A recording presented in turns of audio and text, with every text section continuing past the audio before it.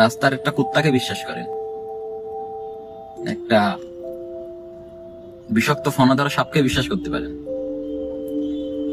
তারপরে ক্ষুধার্ত বাঘকে বিশ্বাস করতে পারেন, কিন্তু কখনো আপনার প্রাক্তনকে বিশ্বাস করেন।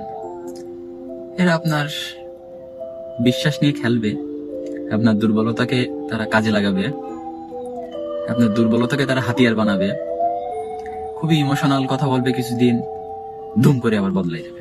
সবাইকে বিশ্বাস করো, কিন্তু প্রাক্তনকে কেউ কখনো বিশ্বাস করো না।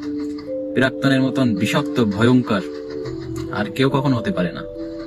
এরা সবকিছু পারে, তাদের স্বার্থে তারা সবকিছু করতে পারে। তো এটাই বলা ছিল একটা প্রাক্তনের উদ্দেশ্যে, তুই যে ছেঁচড়াই থেকে যাবি সারা জীবন। তোর হয়তো অনেক উন্নতি হবে, অনেক বড় কিছু করতে পারবি, কিন্তু তোর ছেঁচড়ামি স্বভাব, তোর মানুষের